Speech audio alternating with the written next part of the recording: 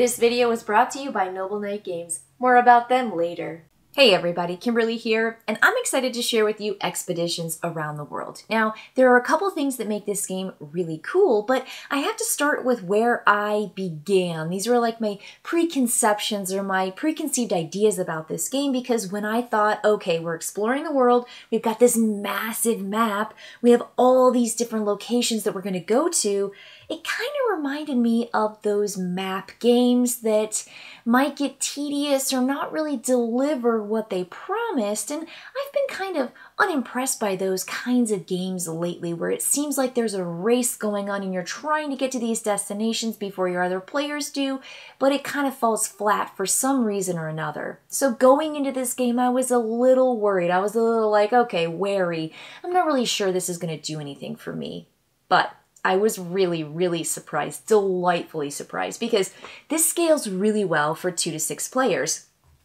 Players are going to get these destination cards in their hand depending on the amount of players in the game, because the way the game triggers the end of it is if a player can reach all of their destinations by placing their cards face up when one of these 3 tracks or expeditions reaches that city and they have the card in their hand and they say, we just visited Zagros, for example.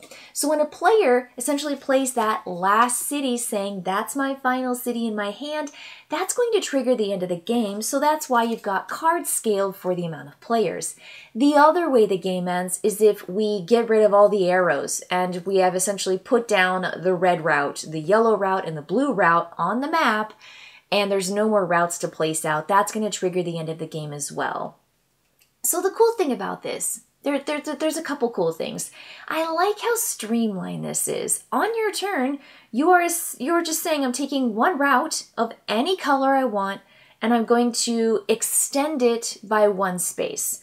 And everyone's going to start right here at the compass rose on the map. And at the beginning of the game, you simply have to just place out your thing from the compass rose. So any route can be the same route, you just can't backtrack. So red can't go back on itself, but yellow, oh yes, yellow can take the same route. Blue can be on the exact same link if you want blue to go on the same link as well. So any number of these destinations, these expeditions can be on the same route. They could even be going backwards the way the other route is going. So it's just really easy to say, add a link to the most recently played link. You always have to extend it. There's no branching in this game. So I'm just simply going to put out one of these expedition markers, this line, from one city to the next. That's it. Now, here's the cool thing. If you run into a square, which is a blue square, it's not a city. But what it does is it says you can essentially place another link, and it could be on that route or it could be on another route. So let's say I now want to extend yellow. I can just make a yellow, and then I can say now yellow went from Compass Rose to Rome. But one of the reasons why I wanted to place right there, and then I want to extend red one more, is because it takes me up to Zagorsk. Remember I just said that? I have that in my hand. And one reason you know that is because at the beginning of the game, all players are going to take their 4 tiny circles and they're going to put them out one at a time in turn order. This is part of setup. And they're going to place them down on cities where they have a card in their hand, and they're essentially telling other players, I'm heading this direction. I want to go over here. And you kind of don't want your opponents to get their city cards. So it's like you have to tell what some of the cards are in your hand, but then keep the others secret. So there's a little bit of strategy in the beginning of the game. Which cards do I pick? Which cards do I say I'm going to put out?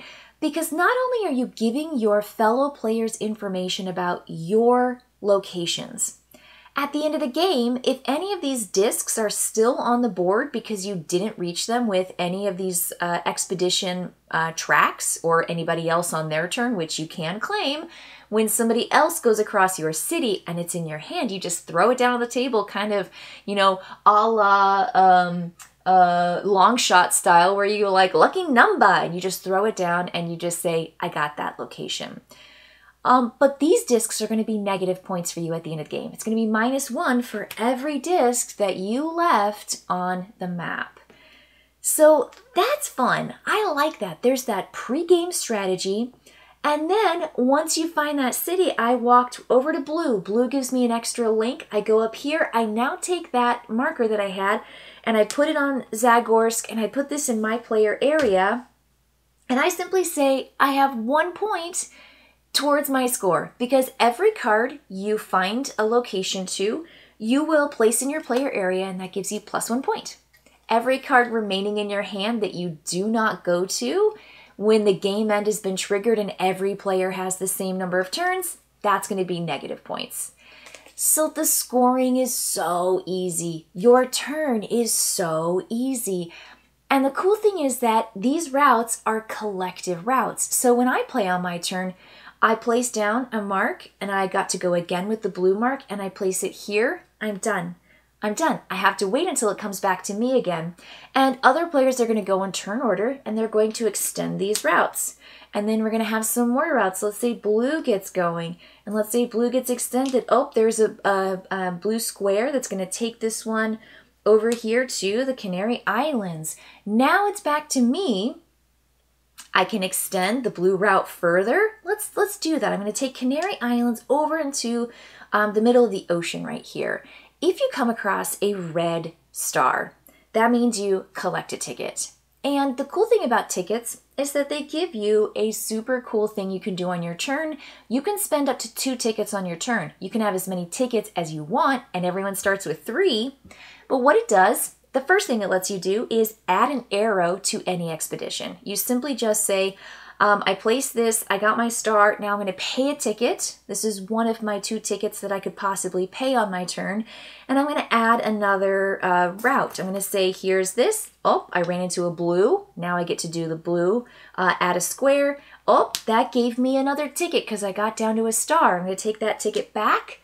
I still have another ticket that I can use because you can pay up to 2 tickets to do something special. So the first thing is just add an arrow to any expedition.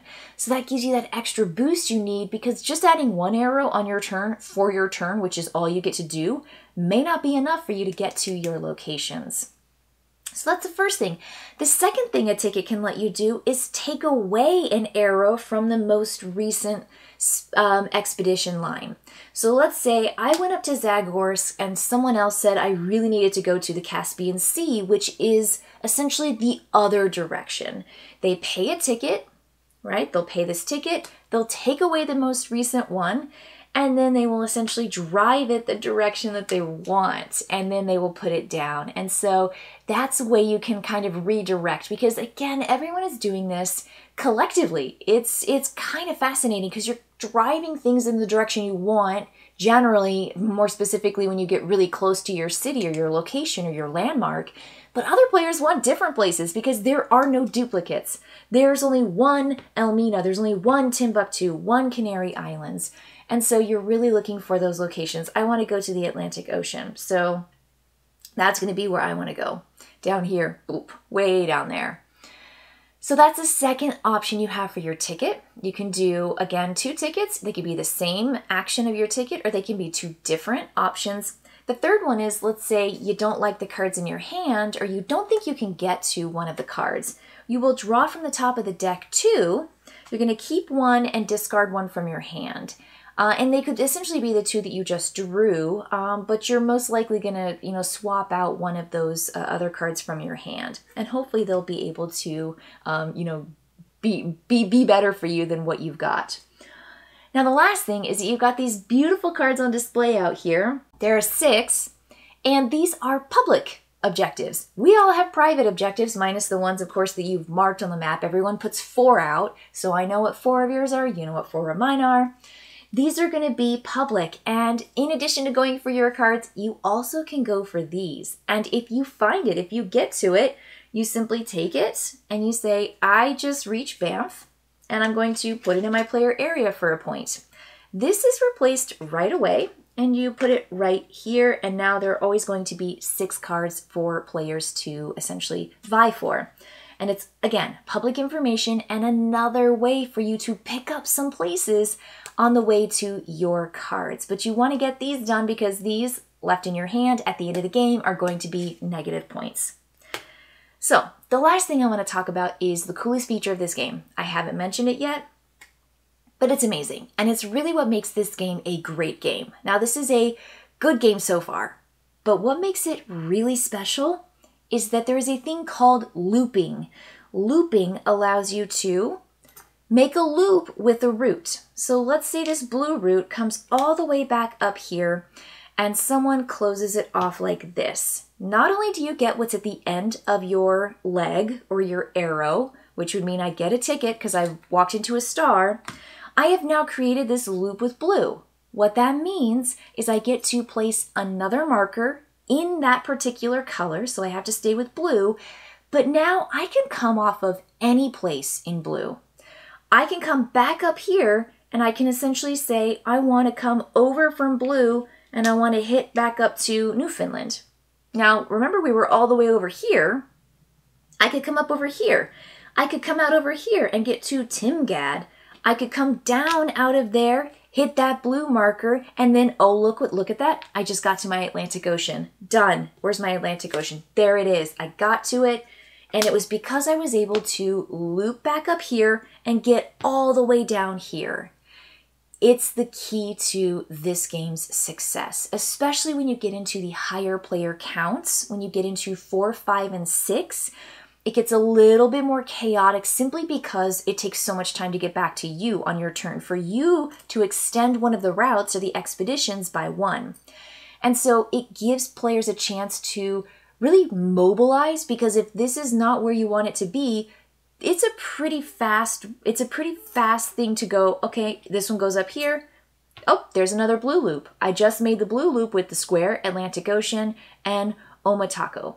Done. So now I can loop out of blue again anywhere I want, and I go back over here, and now I'm way, way further north than I was before. That's cool. I mean, this is so fascinating. And again, the looping is the strategy. The looping is, and you can do as many loops as you want on your turn. There's no limit to the amount of loops that you can make. And as with most maps, which I really appreciate, you have these half stars over here on the edge, and they will connect to the same latitude, I think it's latitude, of the stars on the other side. So you're able to kind of loop around. So this is essentially, you know, circular, where you can come in on this far side. And in the meantime, you can get that star, which is going to give you a ticket. So that's the coolest feature of this game. That's what makes this really good. And I've played it in a 2-player, I've played in a 4, and I've played it in a 6. And I have to say, it is fun. It is fast. This is 30 to 45 minutes. I think this game has something special to it. The public objectives really makes it just a little bit tougher to keep more balls in the air. In addition to your private objectives, the fact that you have these markers out here on the board may help or hurt you depending on if other players have their markers nearby, because they're going to go there too. And you kind of both want to team up together to kind of get in that direction so that you can get your Old Faithful, they can get their Niagara Falls, and because they're nearby. Or it might just totally isolate you, where people see you've got two really close to each other and nobody else wants to go there. It's going to be really hard for you to get those routes or those expeditions that direction. The looping too. The looping and the tickets, you can only use 2 tickets on your turn in those 3 different ways. The tickets are just kind of like an obvious move, which I think is so smart. I like the 3 different choices. And then of course the point scoring at the end is so simple. 1 point per face-up completed objective, 1 point per token collected, which is your keys. So you're going to get a point for collecting these, which hopefully you can do, because if you leave them out there, they're going to be a negative point, and every card in your hand is going to be a negative point. Yep, that's it. So it's got this just lovely feel to it, and it does feel like a race. It feels like you are racing every single time you play down a card. Every single time you collect a point, you're like, that's a point. I mean, because the point system is, again, so scaled down. Just lovely, delightful, really surprised me. Expeditions, I have to say, just really think this is something to look at. So if this sounds up your alley, you are really going to enjoy this. And I love the scale from 2 to 6. It does take up some space. I wanted you to see how big this map was. but loads and loads of fun and really quite clever for such a light strategy game. All right, everybody, that's it for me this time. I'll see you later. Bye! Here at Noble Knight Games, we've been carefully growing the world's largest selection of board games, role-playing games and dice, war games, miniatures and paints, card games, and more, going on 25 years now. Our rustic castle contains more game and hobby goodness than you can shake a stick at, complete with careful packaging and the finest customer service the land can provide. You can buy, sell, trade from anywhere in the world, just like nature intended. Noble Knight Games.